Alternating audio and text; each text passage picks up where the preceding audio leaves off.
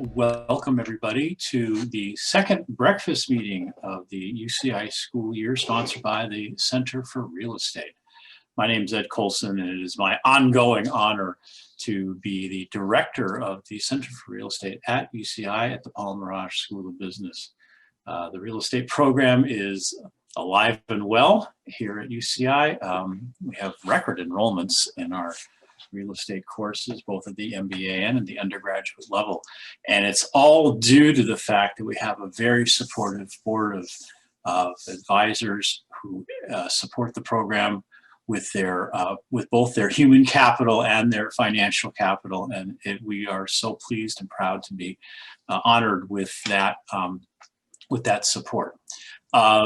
One public service announcement from the Center for Real Estate: we are sponsoring a short course in real estate transactions, and this is a totally unique offering offered through Executive Ed at UCI, and it is taught by Paul Weinberg. He's taught this course with us for a couple years, and it's open to everybody in the professional community, in addition to our own graduate students. It'll be taught over 4 consecutive Wednesday evenings, starting on February 17th, live and online. As I say, this is a totally unique thing. You will not find this kind of short course, I think, anywhere else. Students will have the opportunity to learn from Paul, who's one of the leading real estate lawyers in Orange County, as well as various experts, including advisory board member, president and CEO of Snyder Langston, John Rochford, who will teach a section about construction contracts and share some of the industry's best practices in this area. If you're interested, information and registration is available at our website at mirage.uci.edu. So please help us spread the word about this very fine course. It is now my pleasure to introduce the co-chair of our breakfast series this year. It is Joey Lopez, who is Vice President of Business Development at Snyder Langston, and along with John Rochford, Chairman and CEO, serves as advisory board members. Joey was recently recognized as a woman of influence in construction and design by the Los Angeles Business Journal. And so, Joey, please take it away. Good morning, everyone. Welcome and thank you, and Happy New Year. I'm pleased to support the UCI real estate program. I've personally been involved now for about 5 years, having served on various planning meetings, including our annual board meetings. I'd like to thank our breakfast sponsors of Talinvest with Tom Sherlock, Haskell and White, Tom O'Rourke, KPMG, Selena Doka, and Greenberg Torrig, and my co-partner of Bruce Fisher, and finally BDO of Sherry Shagat. Our sponsors today have made it possible for 30 of our pre-registered guests to receive a virtual breakfast via Uber Eats. So please check your inboxes to find out if you've won. And also wanted to give a special thanks to Ed and Sharon at the Center for UCI Real Estate, as well as their supporting team of Eddie and Jeannie, really in pulling us all together. It's been a remarkable transformation as we've pivoted in the last year from being in person to doing these virtual breakfasts. So thank you again for all of the support. And finally, a special thank you to our educational partner of NAIOP SoCal and our new president of Rob Antrobius, and I always mess up on your name, so I apologize for that, Rob. So with that, I wanted to introduce Rob, and we'll turn it over to the panel. Rob serves as Senior Vice President and Market Officer for the Los Angeles division of Prologis. Prologis is a global leader in logistics and real estate and is responsible for Prologis's 34.7 million square foot Los Angeles and Orange County portfolio, consisting of 287 buildings. Prior to joining Prologis, Rob served as Senior Vice President of Trammell Crow Company, where he was repeatedly recognized as a national top producer. Rob, as I mentioned, currently serves as President of NAIOP, as well as serves on the SIOR Los Angeles Chapter Board of Directors and American Industrial Real Estate Board of Directors.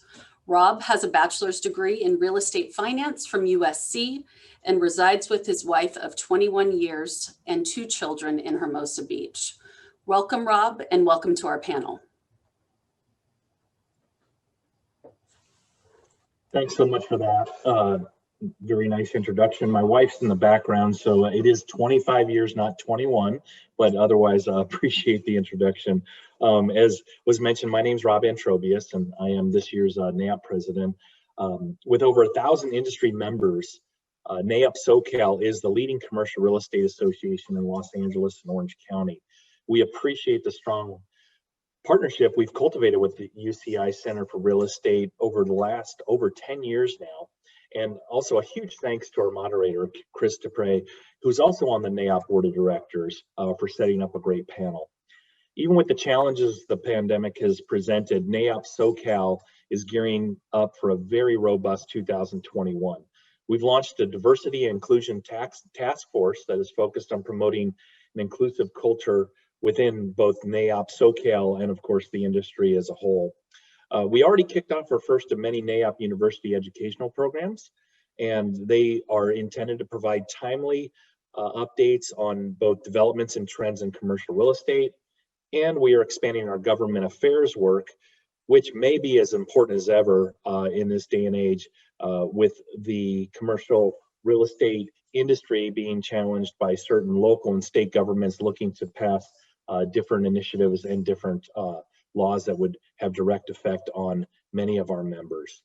On March 4th, NAIOP SoCal will be hosting the much anticipated return of the Real Estate Challenge, which pits USC versus UCLA programs against each other.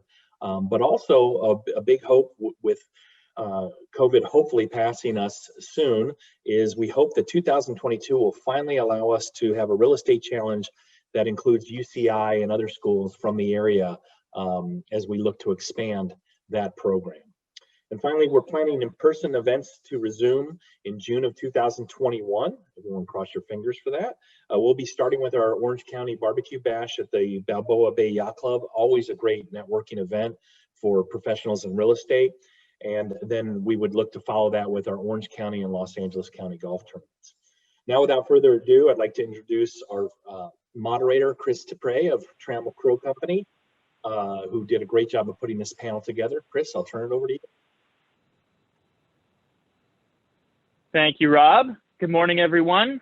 I want to just kick this thing off by thanking UCI and NAIOP for entrusting me to moderate a panel on such a hot topic that I know we've all been trying to wrap our heads around for better part of 11 months now. But fortunately, we have two absolute superstars here to tell us just what is going on in the world of office and retail. I have been lucky enough to have worked with both and learned from each of these gentlemen, which makes me very excited that they're here to share all their knowledge with you. This is also particularly fun for me being an alumni of the UCI Mirage School of Business. I distinctly remember sitting in the Pacific Club watching these panels as I was getting my MBA. So it's an honor to be in the role to help guide these conversations at this point. But I'm now a principal in the Newport Beach office of Trammell Crow Company. We are a 70-year-old developer that focuses on institutional quality, large-scale development. I am recently coming off of a large project, 550,000 square feet, development and leasing of the boardwalk in Irvine. And now as a follow-up, I'm tasked with launching a multifamily platform in Orange County and San Diego. And much like every other office developer these days, I am now in the life sciences business. So that's enough about me. I want to talk about our panelists who I mentioned are just fantastic. And I think you're all going to be really excited with what we have to talk about, maybe even so much that you pull yourselves away from email and Instagram for a few minutes. James Chung is a managing director with Cushman & Wakefield in San Jose. In a previous life, I actually worked for James as a runner at Terranomics. He is, without a doubt, and quite honestly, one of the best brokers I have ever had the pleasure of working with. He represents national REITs and private developers on the ownership side and has a long list of Fortune 500 retail brands, as well as Michelin star-rated chefs and many, many more clients. So he previously oversaw the retail platform on the West Coast for Cushman & Wakefield, but is now solely focused on doing what he really excels at, which is making deals. So that's why he's here to talk to us about what's happening. John Adams, who is equally impressive, is a regional managing director and managing principal for Gensler out of the LA office. John serves as the international firm's on the management committee and board of directors. We worked together on the boardwalk, where he managed the design team and the creation of what I humbly believe to be the best office building in Orange County. He helped to corral a very substantial number of extremely large personalities, all while coming in under budget on a massive project. In his 25 years of architectural experience, he is widely known for pushing the envelope with revolutionary design and helping to grow and inspire others. He has experience across a multitude of product types, but today he's wearing his office expert hat. So I'm really excited to have him as well. Let's get into this. We are coming off an insane year. People have been predicting slowdowns and recessions for years, but I would venture to guess that nobody listening in here would have had any guess that a global pandemic would be what would derail the longest running period of economic expansion in history. This was outside of all of our purview. So we are here to talk about what happened in office and retail, how each of these fundamental asset classes reacted, and what we're going to expect going forward. We're going to touch upon design and deal trends, how tenants and landlords are surviving, and some of the geographic shifts. So if you have any questions, please send them through the Q&A window, and we will tackle those at the end of our discussion. We have about 60 minutes to get into this. These guys have more than enough content to fill this airtime, so let's get started. I want to start with John and talk about some of the office trends that we're seeing right now. John, what trends did you see that existed before COVID but have been accelerated as of now by the pandemic? Hey, Chris, great to see you. Thanks again for having me. I wanted to quickly also thank NAIOP and UCI, both great partners of us at Gensler for many, many years. It's an honor to be here and represent our firm and kind of talk about the things that we've been seeing. My colleague Christy is going to be driving a couple of slides that I thought I might show, but there are definitely a number of trends that started well before COVID, but really have been accelerated as a result of the pandemic. And in looking at a few of those just briefly, because I know we don't have a ton of time, but for sort of conversation's sake, if we go to the next slide, there's a big push for outdoor space. And in this climate, we can get away with it. We're also looking at how to do this in colder and warmer climates as well. But outdoor lobbies and outdoor space, usable outdoor space, is something that we've been doing for a while. This is an image at City National Plaza, where our office is in Los Angeles, but opened up the lobbies to the outdoors. Now you've got that kind of ventilation, fresh air, the ability to walk in without touching a door, things like that. I think that was prophetic, but done really for other reasons. We think this is going to be growing a lot post-pandemic. We're actually converting a number of our other projects in construction right now to have open lobbies. Next slide, please. And usable outdoor space, like, you know, we did together, Chris, at the boardwalk in a number of different ways. Not just outdoor space, you know, that looks nice, but usable outdoor space. That's the key. It has to have shade. It has to have wind protection. You need Wi-Fi. You need workable flat surfaces. You know, it's people don't just want a place to relax. They want a place to sort of do their job better in terms of amenities these days. And in terms of amenities, like on the image in the lower left, if you can see that kind of, you know, outdoor venues like coffee pavilions and things like that, going to become more and more popular. Next slide, please. And by the way, you know, I really can't talk without slides that well, so forgive me for having prompts. As an architect, that's how we're trained. This is an interesting one, and it's one that we can do both retroactively to existing buildings and we're putting into new buildings. And that is these kind of recessed balcony or kind of outdoor meeting spaces within the building envelope. It's now rentable by BOMA 2017, as you probably know. But they are usable spaces, again, with shade, wind protection, Wi-Fi, and all of that. They're not just places for kicking back, but for places to work. And we're seeing that a lot. We'll see a lot more of it going forward. Next slide. And here's an example of one that we did in an existing tower. This is on the 37th floor of the City National Bank, one of the two towers where we are for Kirkland and Ellis law firm. We carved out about a 30 by 30 space in the corner of the building, removed the glass, put in railings, moved a kind of glass wall back to separate the true indoor spaces from the kind of indoor-outdoor space. And it's fabulous. I mean, it is just absolutely amazing. And we can be doing that in buildings all over town. And we've done almost a half a dozen of these types of spaces up in the LA area.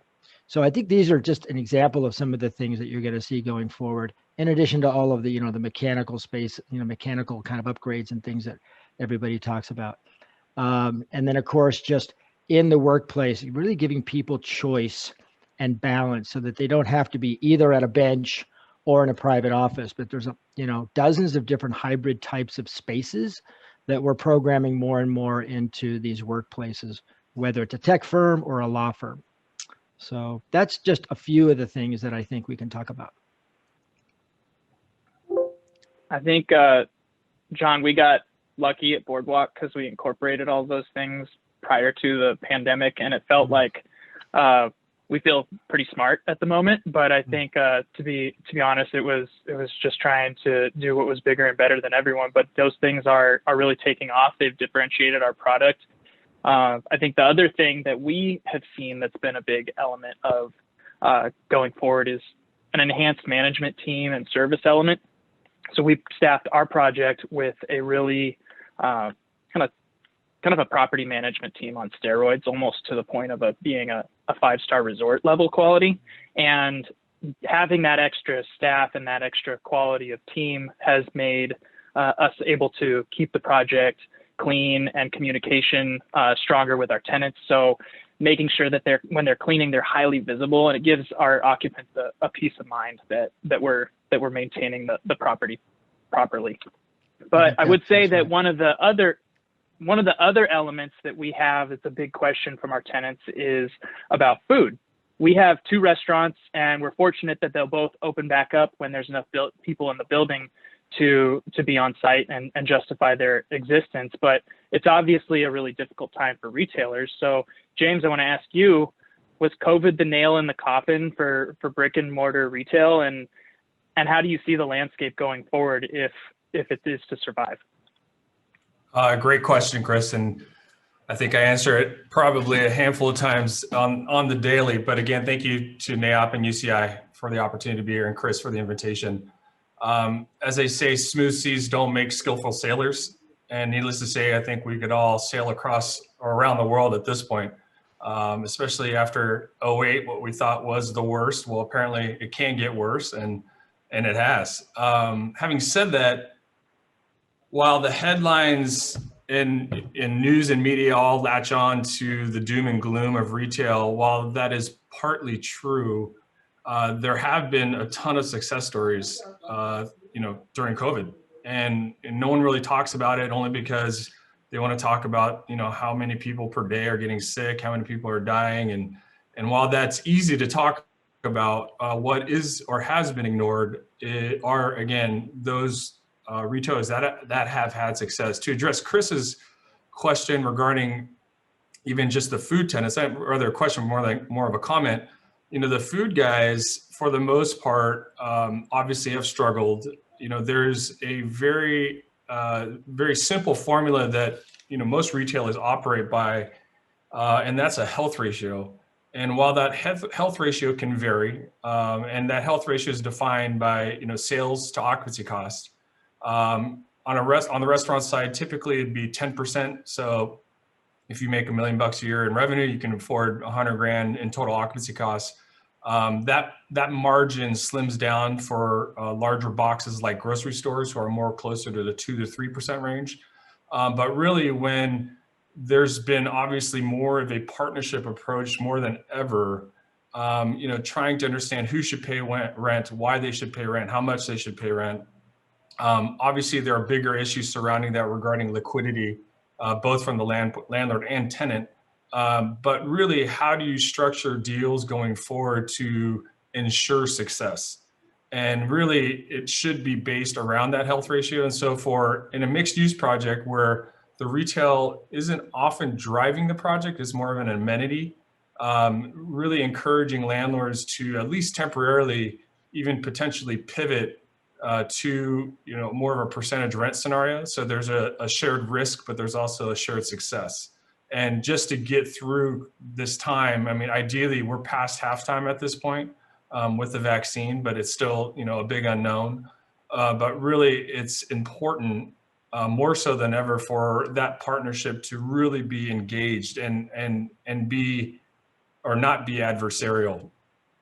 Some of the other success stories have been obviously the essential services. Grocery stores year over year have had huge store performance increases. Even fast casual tenants like the Chick-fil-A's and In-N-Outs of the world, year over year comps have been incredibly surprising. And more so, it's really been about how operators and tenants have been able to pivot and increase their exposure, increase their awareness, and increase their points of access. And so if everyone stayed stagnant and just pursued business as is, where it is, typically we saw a lot more issues arising because, again, they weren't adjusting to the times. But to say that every sit-down restaurant has failed, to say that every QSR has failed is a misnomer. And we've seen a ton of it. And, a good sort of segue from that would be to address that, especially with the drive-through format, most of the municipalities in California, especially in more dense areas, like the Bay Area, like Orange County, like LA, there's usually a high barrier to entry for drive-through concepts. But as we've seen during this time, those have been the ones that have excelled and done extremely well. So while, yes, there has been a lot of pain, yes, have been a lot of closures and failures, that isn't the entire story. So it's kind of just an evolution of the business model, and the stronger users and operators are rising to the top, and so they're going to continue to expand. For those that are expanding, Yeah, go ahead. Go ahead. No, what I was just going to say was that this evolution, similar to what John mentioned, as far as this progress happening prior to COVID. There was a huge collision between e-commerce and brick and mortar, as you know, that's really been headlining retail for the last decade.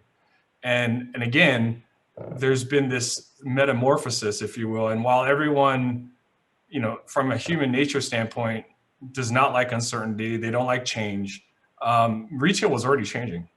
And this really just accelerated it 100x, a lot faster than it probably should have happened and would have happened organically. But it really forced people to start thinking differently. And I could give you a handful of examples even of sit-down restaurants who never had an online presence, never delivered, really had minimal outdoor seating opportunities, and have actually thrived, and year over year have actually done better during COVID than they did even during normal times. I've heard of a couple concepts that are doing better year over year same source sales than they were prior to COVID, because they've figured out delivery and pickup and outdoor dining, and they're not depending upon Uber and Postmates to do their out of restaurant deliveries and satisfy those customers. So interesting that it's not the most prevalent headlines that are out there too. So kind of bolting on to what you were talking about, the Chick-fil-A's and some of those other groups that are still expanding, what's their mindset on COVID? How are they negotiating those transactions in the going forward, and what are they thinking about? What type of terms are you putting in for future force majeure events?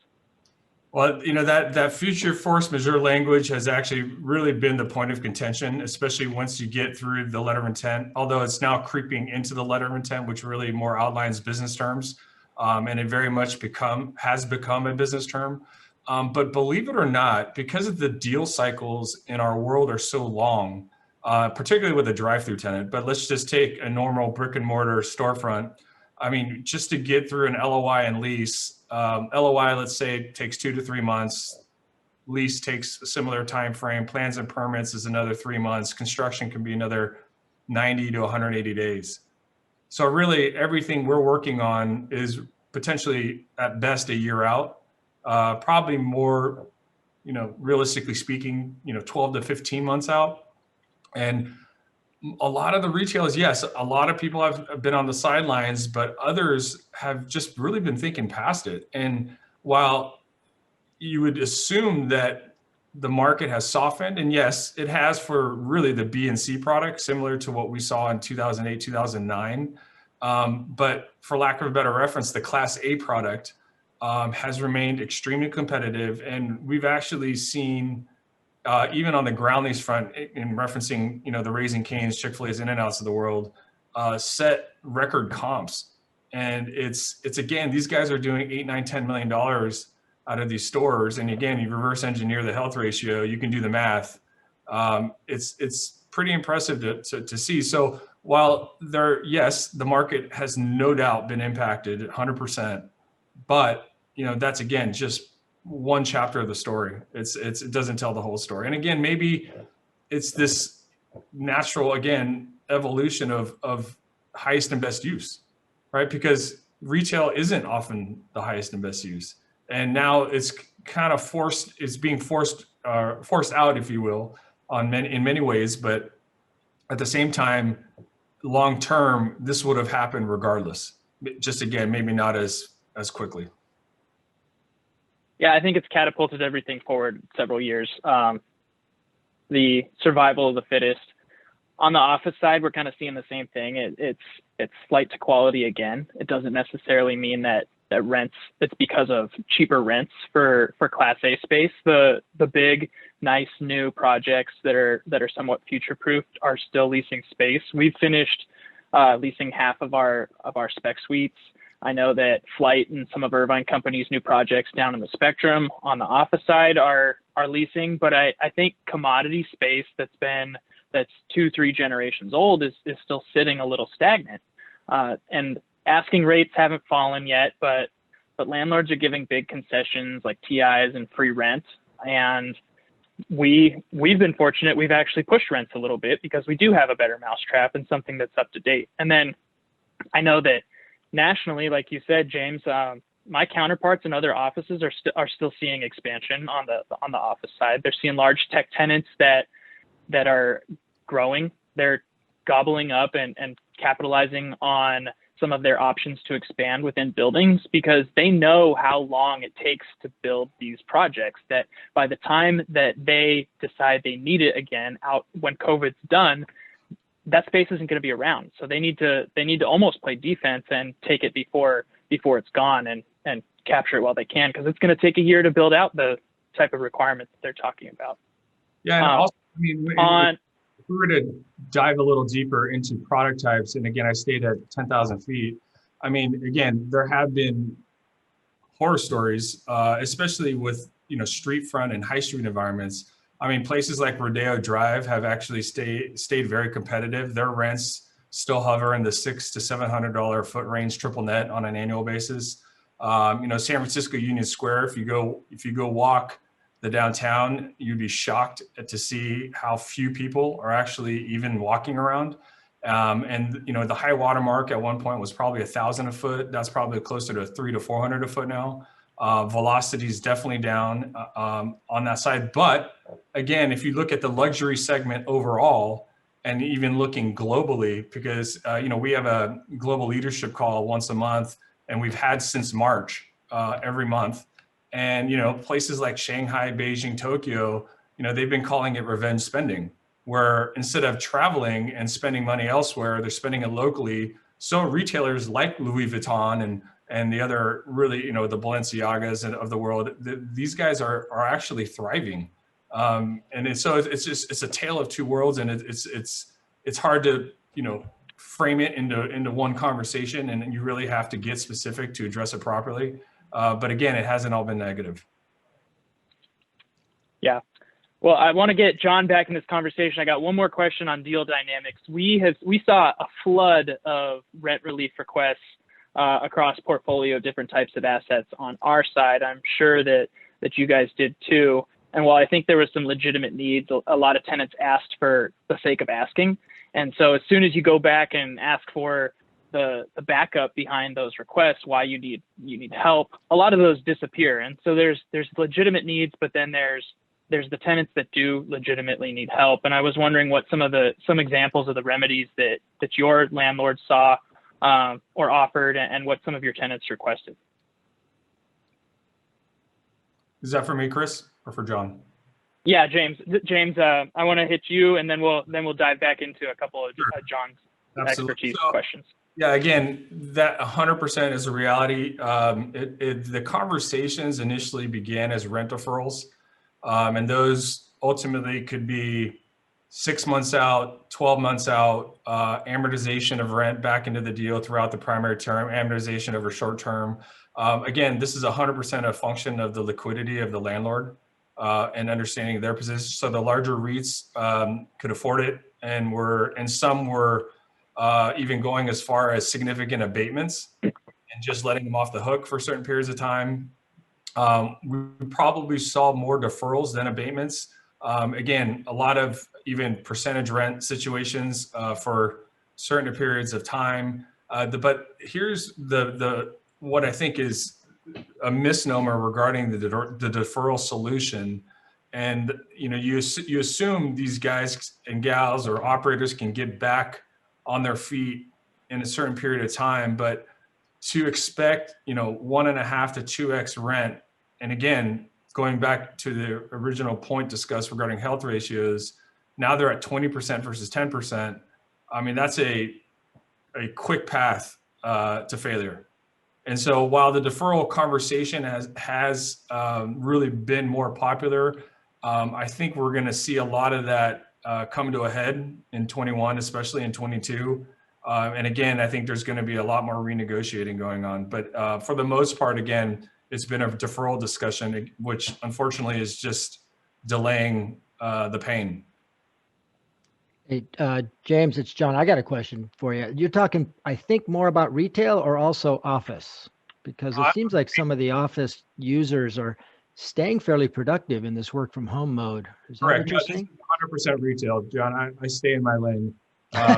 Well, you don't have to, but I can't speak for everybody, but there's a lot of law firms on this call and whatnot. And as a professional service firm, Gensler's been pretty darn productive from home.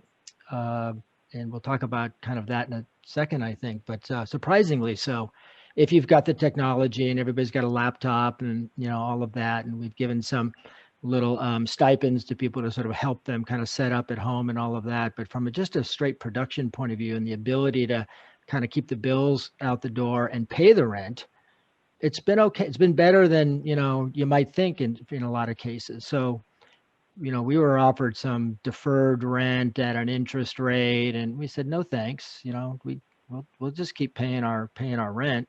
Our expenses are like gone, electrical and everything else. So anyway, from an office point of view, I think it's actually been not as bad as some people thought.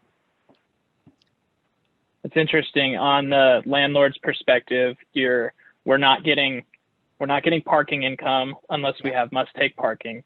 But what was totally counterintuitive was the fact that we ended up actually having higher electrical costs because we were purging our air 3 times a day now instead of twice, because we want that peace of mind for our tenants that the air is circulated more frequently, that you're dealing with better indoor air quality, and electrical costs as a result skyrocketed. So my expenses haven't really gone down that much, and I'm cleaning a lot more. I've got more supplies.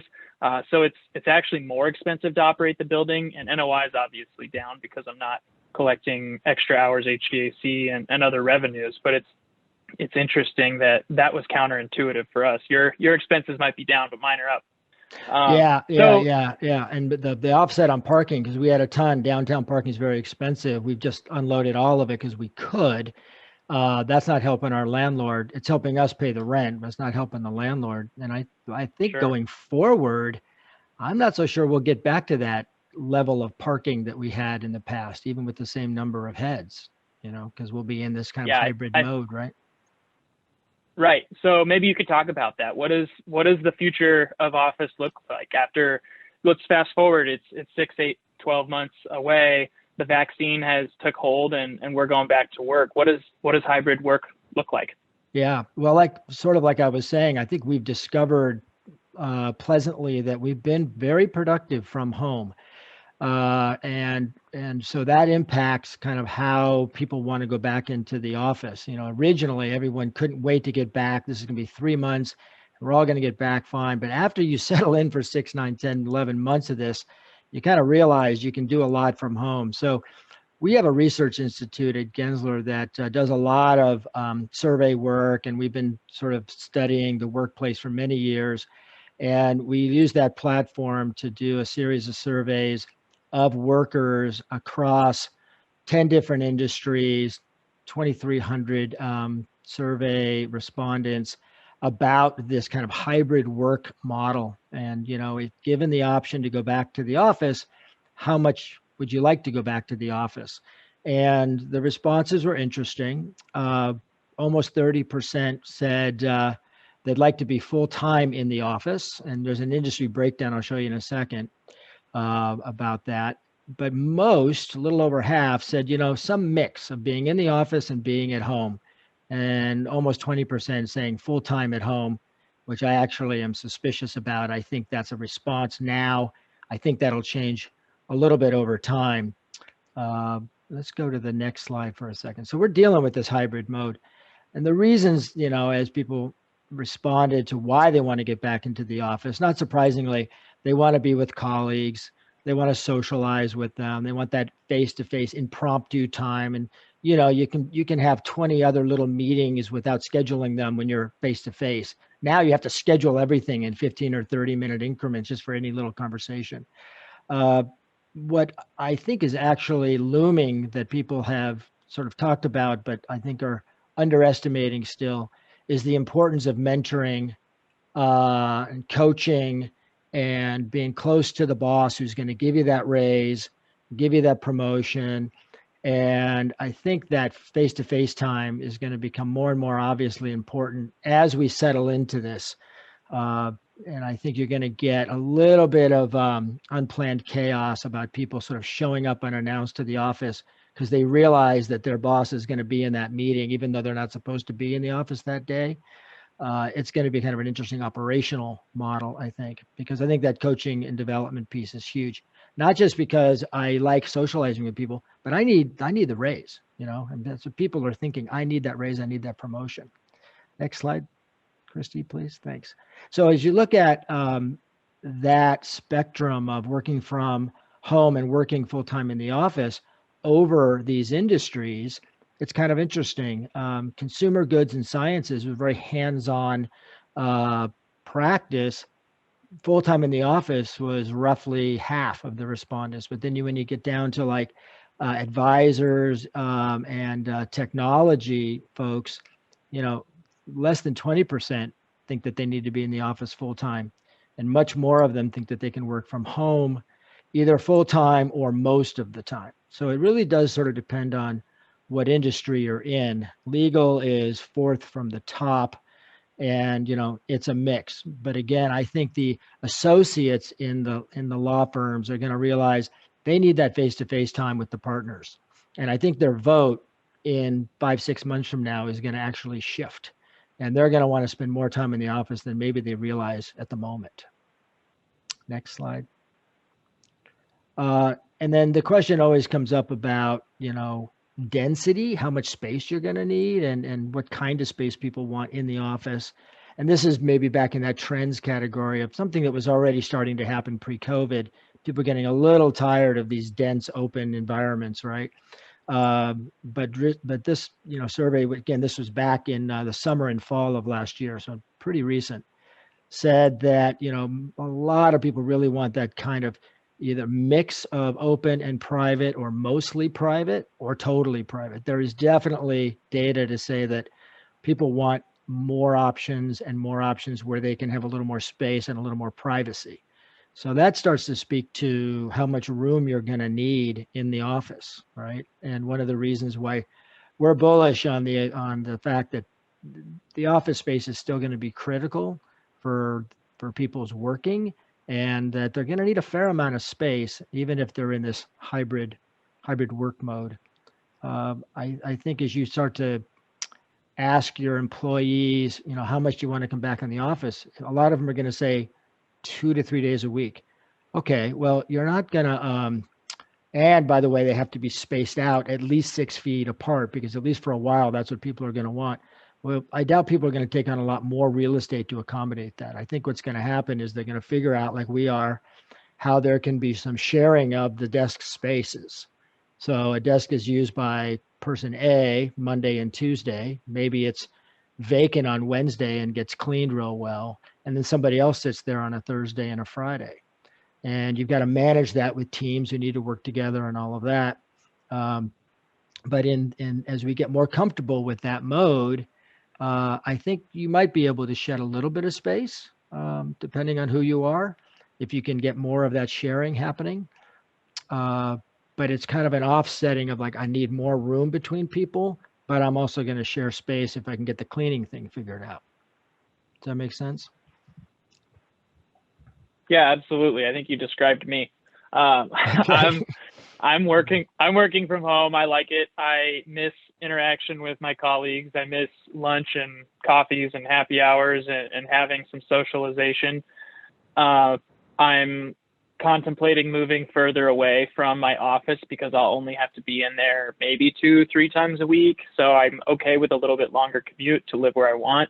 So I guess that kind of begs the question, what does the geographical shift mean as a result of all this? Are our urban centers and CBDs going to come back, or is suburban revival going to be permanent? I'll ask both of you. John, you want to start it off? Sure. I mean, I'll give you my opinion. We've done some surveys on this too. And by the way, you know, the big cities we did across the world, we did a survey that, you know, it's very unpopular to be in a big city right now. A lot of people have found it to be, you know, uncomfortable for a lot of reasons. Because by the way, there's the pandemic, there's the social strife, there's just a lot of different things going on. However, there's also a lot of good research that shows why CBDs are so popular, particular for young and kind of up and coming urban, you know, people in the workforce. It's less expensive. There's better transportation. There's more ability, you know, in a normal situation to bump into, to meet people when you're, you know, you're dating and things like that. There's more access to jobs. I am very bullish about CBDs in the long run. Right now, it's a mess. And I don't think for the next 6 to 12 months, it's going to get much better. But long run, and the clients that I've talked to about this, they're still investing in downtowns for the long term. Like you said before, they're sort of looking past the current situation. Maybe they can pick up something, you know, kind of at a good price in a downtown condition. Long term, I'm very bullish about downtowns. How about you, James? I would agree. Short term, problematic. Long term, I think it'll be just fine. A great example of that in the city of San Francisco, apartment rents have dropped 25%. And at one point, it was on a per square foot basis higher than New York City. So I think that softening was probably needed, truthfully. The city of San Francisco is unique, though. We call it the Republic because, you know, even from a business tax standpoint, you know, they're driving a lot of businesses out. However, I don't think the defection, again, I think is not as severe and dramatic because there are still people moving into the city. I think right now, you know, with the larger format companies, I mean, you know, I'm in Silicon Valley, and Google, Facebook, and Apple were the first to announce that, you know, a year ago, or not a year ago, in April, I think, when, you know, employees aren't coming back at the earliest until summer of 2021. So having said that, I think people just to say, hey, I'll go live by the beach, I'll go live wherever I want. I had a friend that actually moved to Seattle for a year because she could. And so but again, I think once we get back to normal, which we will, I think, again, all the things will come back to life like they once were. Yeah, I'll share. This too shall pass. It will, but it is definitely testing kind of our preconceived notions about having to be, you know, close to the office, or, you know, within a reasonable driving distance of the office. We've had more people than I expected move out of the state, move out of the country. And, you know, there's tax implications and all kinds of stuff. So we're having to kind of start to get ahead of that and deal with it. And there's probably going to be a lot of people that transfer to other offices within the firm because they've decided to go back and live with their folks in Texas or New York or whatever. So a lot of that I think is going to happen, and we're going to have these conversations about, it's the idea of working remotely is great. It's better than we probably thought it was, but at some point you need to be in the office at least some amount of time. So that starts to kind of force people's hands, not yet, but probably in the next 6 months or so, in terms of the workforce. And yes, people have moved into kind of more suburban areas. And I think for a little while, that's wonderful. And this notion of a 15 or 20-minute city where everything you need is kind of right around you, certainly parts of Orange County are already like that. Pasadena, Santa Monica, things like that are going to continue to be popular. We're also seeing places like Nashville and Austin and Phoenix, Scottsdale, those are becoming very popular. It'll be interesting to see how popular they stay versus the bigger CBDs.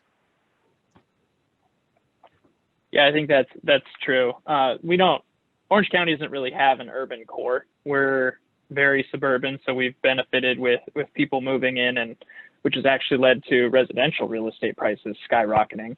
But I don't know that we've seen the job creation follow, because we're still in kind of that limbo period. Trammell Crow as a whole is still pursuing really well located urban deals. We're tying up spaces or pieces of property in downtown San Diego in the neighborhoods that weren't oversupplied going into all of this. So we still have to be thoughtful and considerate about what's the right location. Where do we want to be leading the market when things start to reemerge? But these deals take so long that, if I'm hurrying, I will be delivering in 3 years. So by the time that happens, I'm very optimistic and hopeful that this is all very far behind us in the rearview mirror. So one of the other topics I want to talk about, I'm sorry, go ahead. Well, I was just wondering, are you seeing land prices come down? I mean, James talked about the 25% drop in residential for rent, the rents basically, but are we starting to see that in cap rates and land values too? Yeah, a little bit. You kind of underwrite that you're increasing your exit cap rate on the back end, but you're still seeing aggressive sales on stabilized Class A multifamily. So it doesn't really help you drop the land value much. You maybe have a fewer competitors because not everyone is able to put the capital together right now, because equity's scared off on multifamily. They're certainly scared off on office right now, unless you're doing build to suit office or you have a product like life science, which you can't work from home. You have to be doing all of your research and development and manufacturing in a sterilized, clean environment. You can't replace that with a work from home office. So anything that's spec office, you would have to have a really compelling investment thesis, and I haven't heard one yet. But I think if you're looking into the future, there's not going to be that many guys that are developing that right now. So if you're counterintuitive, which sometimes tends to be rewarded, you could be out in front of the competition and have the sole new asset with all the fancy design and best in class specs that's leading the charge. Yeah, on the retail side, I would say, well, with debt being so cheap right now, that huge compression we've seen in leased investment assets over the last 10, 15 years really hasn't changed. And again, right now, especially because, debt, it's basically free money right now. For quality, credit, long-term income plays, we just haven't seen a ton of movement. But again, I think that's both inventory, but this, again, when I'm saying this and referencing this is really geography driven. So when you're talking about Orange County, LA, Bay Area, those types of markets, those are high barrier to entry markets anyway. And there's typically, 500 to 1,000 basis points of compression just by virtue of geography. But again, it's we haven't seen a ton of movement. So I want to talk about winners and losers, so to speak. I think we would pretty much everybody on this webinar would agree that industrial landlords, Rob, have been some of the biggest beneficiaries of this economic period. but I'm interested to hear your opinions on who else has benefited from COVID. James, you want to start off?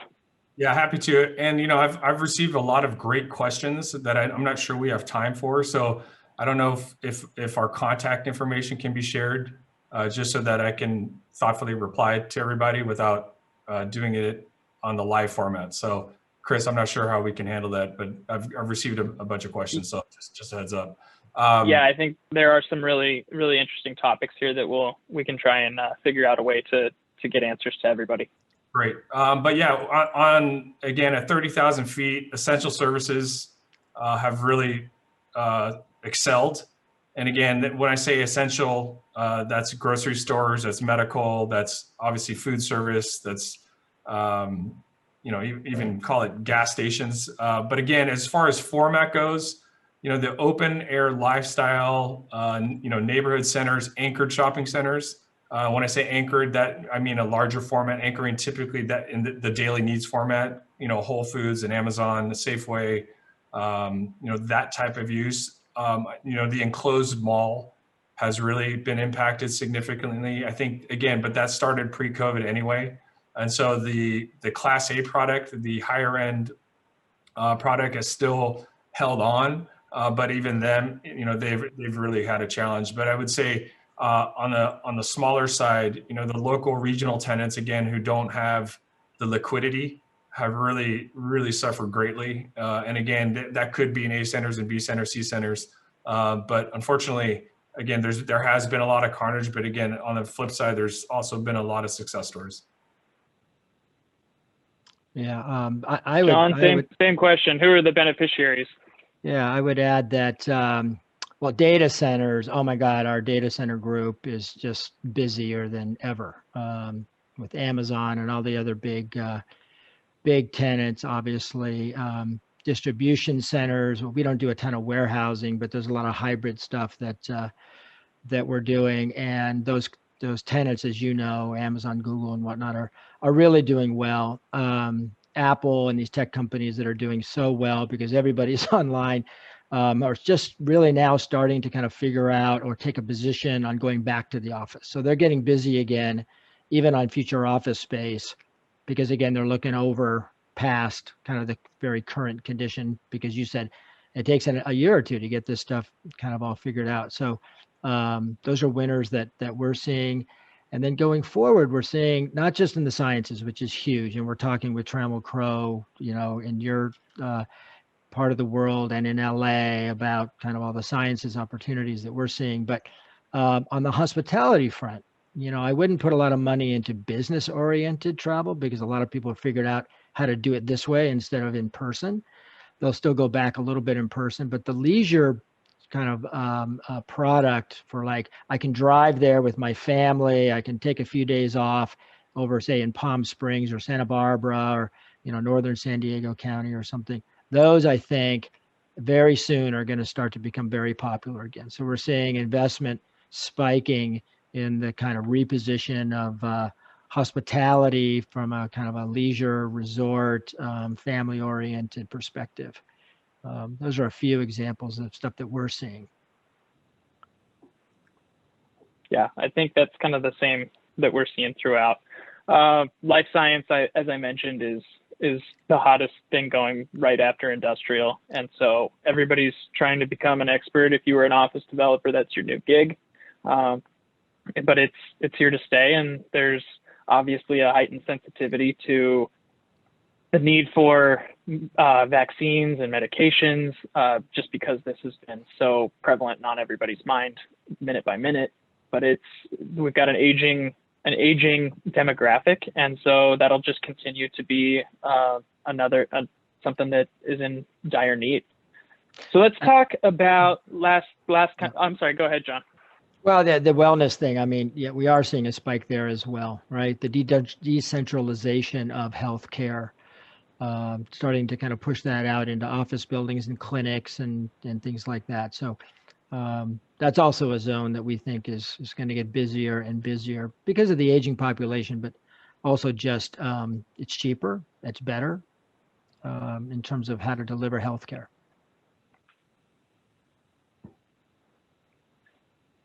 This is kind of I think our last topic before we jump into some of these great Q&A questions. I think everyone would be interested in what are you seeing in your crystal ball? What are your predictions for what the world looks like in the next year or two? Let's start with James. What does timing look like for a recovery? Well, let me start by saying I couldn't have been more wrong in March of last year when I was thinking, but the flu will be killed by the warm summer months and we'll be off and running again. So I'm going to say this very speculatively, but I do feel like it's probably a 12 to 24 month runway. Again, because of the things we discussed on this panel today, as it relates to how and which remedies were put in place. Again, outside of, net new, tenants and things coming into the market, the maintenance and recovery of the existing tenants has really been the priority for most of the ownership groups we work with. And unfortunately, until, we can be at full occupancy, until we can, all walk around, I think the mask wearing is going to go for longer than that. But once we can get to a place where we can move freely and independently, until that time, it's just not going to happen. And even when it does, it's still going to take time, for a full recovery period. And again, getting back to call it where we were in, January of 20 or even 19. Yeah, the stuff I've seen about getting back to kind of where we were is 2 to 3 years out, just because I think things are going to take a while. And as you said, James, we had certain assumptions. Boy, we were wrong. And then we had new assumptions. We were wrong with those. And I think it's human nature to be optimistic and hopeful that, 3 more months, it's almost a coping mechanism to sort of get through the next 3 months, is you got to kind of set these, milestones that you're hopeful for. We'll keep doing that. I think we're going to keep sort of hitting bumps in the road, but overall things will get better. And I'm starting to think, as I think about this now, there might be sort of 2 curves. There could be a curve that's kind of economic activity. There's a second curve for economic activity that's in person.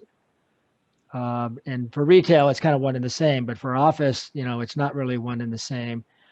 We could see an uptick, I'm hoping, in the next few months in terms of business, because people are looking forward. They're starting to make plans. They need, planning, architecture, and interior design earlier than they put a shovel in the ground, so that curve could go up for us. It could go up quickly, I hope, sooner than later. But then the actual kind of back to normal of being able to go sit in a restaurant and things like that, which improves the lives of a lot of other people. That's a second curve that I think is going to lag, and it might lag by a year. I don't know. The vaccine, isn't a total silver bullet. It doesn't, from what I understand, sort of keep you from getting it. It keeps you from getting really sick. It doesn't keep you from spreading it. It just, makes it a lot better. And I think psychologically it's better, but we're going to be wearing masks and dealing with a lot of this stuff, I'm afraid, for quite a while. And that's assuming we don't have a bunch of different strains and stuff like that. We've learned one thing, and that is there's a lot more twists and turns to come, and we don't even know what they are. So planning for shocks to the system is certainly something that everybody needs to be thinking about.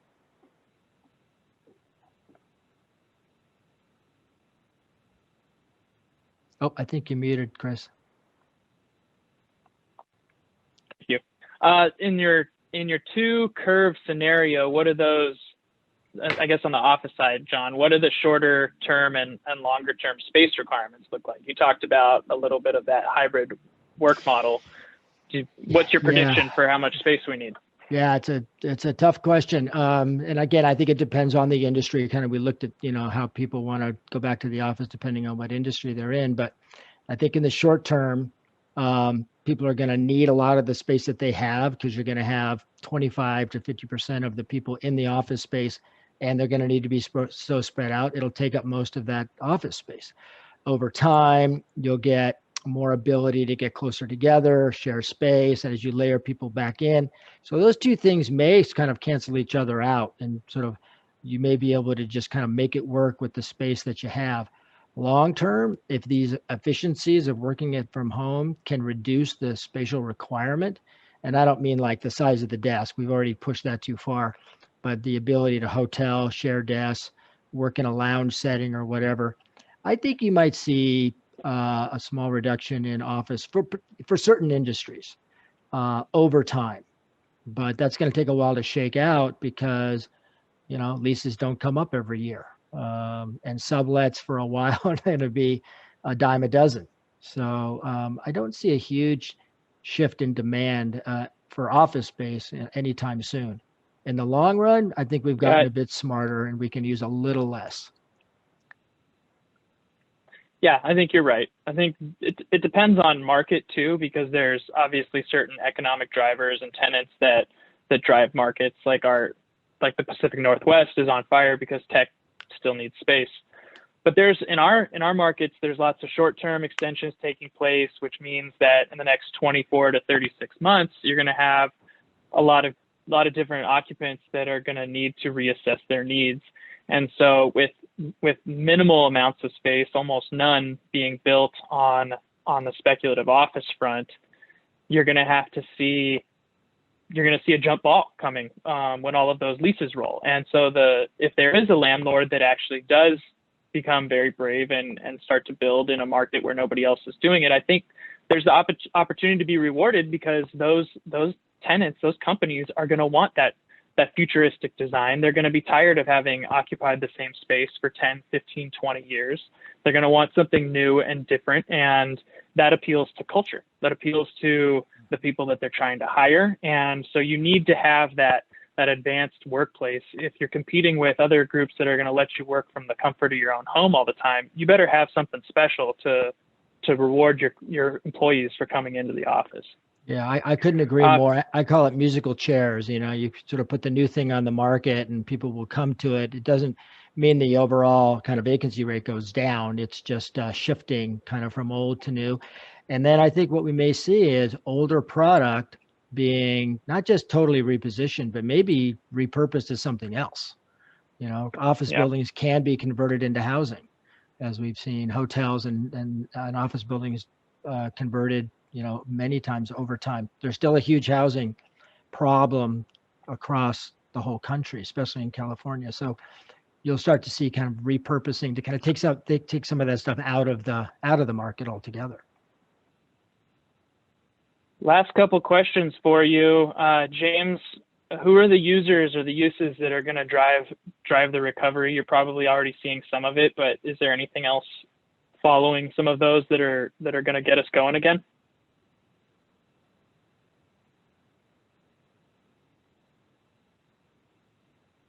James, did you freeze?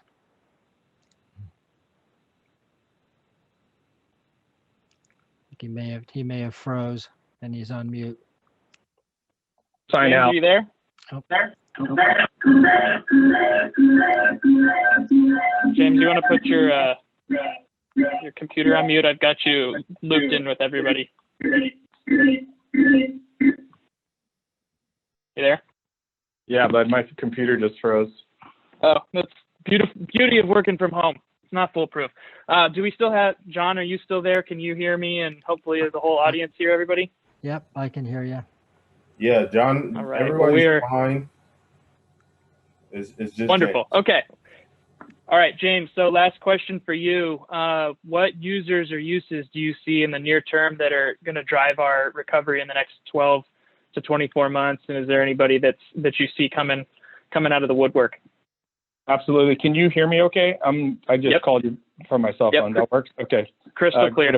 Apologies, everyone. Believe it or not, I actually am in the office and not sure what happened there. Murphy's Law. But again, I think, the general merchandise side continues to be very busy. And that's, again, the Costco's of the world, the Targets of the world. Grocery continues to be a really active segment. Believe it or not, even though fitness has obviously been impacted severely during COVID, they're actually in the market looking. And again, they're kind of bargain hunting right now. But, they're, again, looking 12, 24 months down the road. Food service is coming back very strong. Financial, I say, has been pretty quiet throughout all of this. But again, there's just, it's a little bit of a, it's a little bit bespoke to the segment when I say that there are active tenants within each category. Again, velocity overall is down, but category wise, I would say almost, there are onesie twosies in every category looking right now, regardless of the impact or lack thereof during COVID. Again, people looking, again, 12, 24 months down the road and not, next month or in the next couple of months.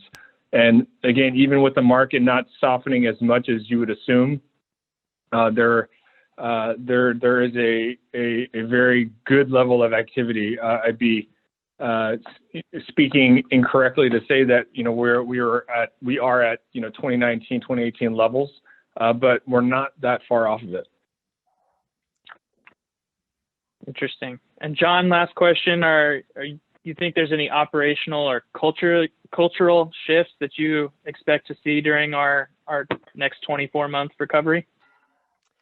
Yeah, I do.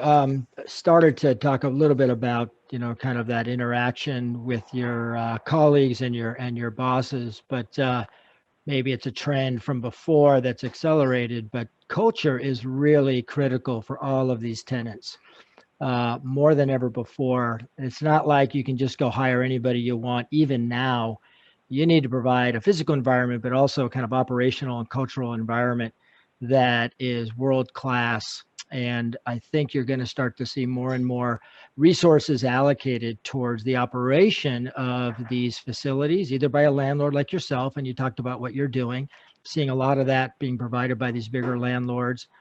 Apps on the phone to say when the food truck is coming through, and when the running club is going for their jog that day. And I think you're going to see more and more of that kind of need for community being addressed by landlords and by tenants themselves through their own software and kind of concierge type services.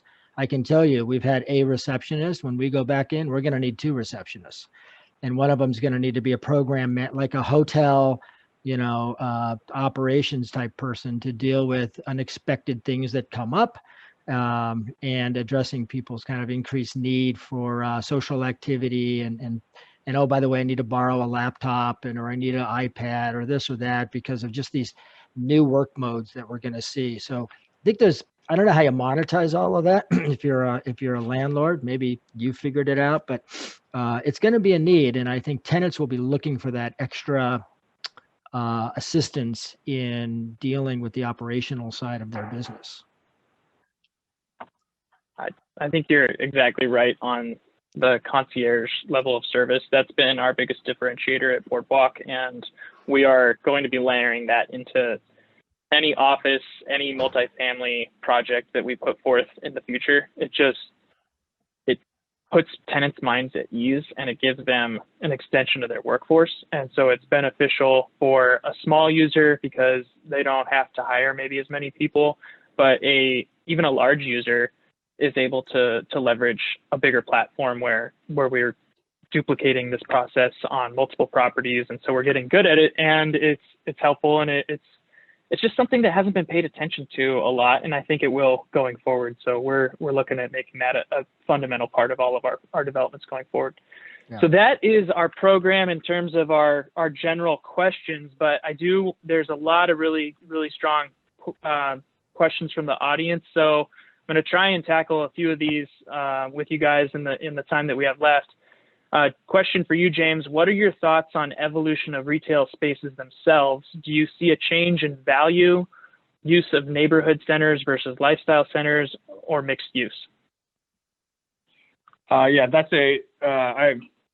I'll try to provide a short answer to a very long question. But I think thematically, there's going to be a much more thoughtful and intentional execution when it comes to the use of outdoor space. And having the opportunity to really engage customers. It's always been a focus more for restaurants and quick service tenants, but even more so now. Mixed use is tough to address because there's a lot of vertical mixed use all over the place that is dysfunctional, where the retail was poorly planned and not created properly, and that's a whole nother conversation on the why. But really the outdoor lifestyle open air, again, promotional centers, neighborhood centers, and lifestyle centers are really going to be much more in demand than any form of interior mall space. Thank you. And then John, maybe you don't know this off the top of your head, but you had a statistic about the people that will prefer a private office going forward at around 47%. Do you happen to know what that was prior to COVID? No, but I would say it's probably shifted by, high single digits just in the last, 6 months. I don't think it's shifted by 20%, but 5 to 10% probably. Because if you took that same survey right before COVID, it would have been a little higher than 12 months before that. It's just been gradually people getting a little fed up with having to sit, 4 feet from somebody else and with the noise and all that. So I think this is sort of pushing it a bit, but for COVID reasons, people don't necessarily want to be in a private office, or sharing an office with somebody. I think it's more about just having that choice to be able to kind of move around and do different things during the day, and having the ability to get into a room and just work, and focus. You can also argue that people can do that more from home now. So that what we call focus time, you can do that more from home, and you're going to come into the office for that collaboration and team meeting, or conversation with the boss and things like that in the office. So it's going to be very interesting to see in the workplace how walls start coming down and going up and moving around to create more spaces where people can gather in Scrum type settings and things like that, because that's what you cannot do at home. Right. I say all that about, not being distracted while my dogs are in the background barking and baby's crying here. Yeah. James, newer retail lease structures, are they incorporating tenant sales reporting regardless of whether there's a percentage rent factor? And then there's a secondary part of this question. I'll let you hit that first. Well, yeah, I saw the question, and they're related as it relates to buying online, pick up in store, which is the new acronym is BOPUS, which is directly related to what is referenced as 3PL, which is third-party logistics, regarding inventory management, warehousing, and fulfillment. So the percentage rent is really tough to tie in online sales to store sales. So the answer would be no. There's not a ton of examples of it yet where there's this percentage rent scenario that's obviously created uniquely for this kind of requirement. I actually represent a soft goods retailer that I'm rolling out nationally from New York to Tampa to Houston to Phoenix and all along the West Coast, and this is 100% their business model. But again, that direct tie to online sales to percentage rent, unfortunately, is very difficult. And the percentage rent, there was another question on how percentage rent is calculated, and really what was traditionally executed in the past was a natural breakpoint, and usually it's anywhere from 4 to call it 7-8%, depending on if the base rent is market, under market, over market, and that's calculated by dividing that percentage into, call it your annual base rent, to get the natural breakpoint. So anything above that, the landlord would collect that, call it 4 to 8%. And what that structure was traditionally really more for lifestyle centers and malls, but has creeped into the greater retail landscape over the last decade, especially as the market has, the inventory has contracted so significantly, and obviously the better centers and the cream has rised. And so for those better opportunities, percentage rent is 100% part of that discussion when it wasn't, call it 15 years ago. Yep. I know from an amenity standpoint for an office building, when you're looking at a restaurant deal, we're definitely incorporating percentage rent because it's an amenity. We're not trying to get maximum value out of the restaurant operator. We want them to be successful, and gouging them with high rent is not how we do it. So we align our interests and focus on making them basically a partner in our projects. Yeah. Well, the problem with percentage rent, it can be perceived many ways. One way being it's it favors the landlord. The other, it actually could favor the tenant. So if there's a situation like you're describing, Chris, where maybe there is an artificially low base rent or no base rent at all, and they're just simply sharing the risk and success with you, that's one scenario. But the other scenario is how percentage rent has traditionally been perceived is that the landlord's winning because you're paying a real base rent. And if I blow the doors off and I have a successful store, I have to pay you even more rent on top of the already, significant base rent that I'm already giving you. And so again, percentage rent, there's a lot of ways to unwind it. But it's one that is very commonplace these days. Again, and it can favor either side. Sure. A couple quick questions we can try and handle. Could we get a copy of this slide deck? I think we can provide this to UCI. I think they may even have it. So if they can forward it to everybody, I think we're happy to share all this data, right, John? Yeah, that's fine. That's great. And it's and Okay. that and more is available on our website. If you just go to gensler.com, you can find all kinds of more data too. Yeah, you guys have phenomenal research and presentations. Let's see here. We've got somebody asked about a CBD. I apologize. We get wrapped up in acronyms and talk really fast, but a CBD is a central business district. An example would be, I guess, downtown LA, the Irvine Airport area, UTC in San Diego, downtown financial district in San Francisco. Those types of areas are really in and around where the vast majority of the office users occupy. Another question for John, for office space segment, do you think Class A will be popular post-COVID in OC or a CBD area, or would people likely pay less and go with Class B? So that's a really interesting question, and it's not quite as simple as how it's proposed. I think Class A, shiny, beautiful finishes and all of that is for a long time now been shifting for a lot of tenants to be not as attractive as kind of open, high volume, almost converted warehouse type, low rise, space with more sort of immediate access to the outdoors and things like that. So I don't really use the term Class A. There's the high rise and there's the mid rise and there's the low rise. What matters is not so much, is it beautiful travertine, stone in the lobby, but can I get a beautiful cup of coffee in the lobby?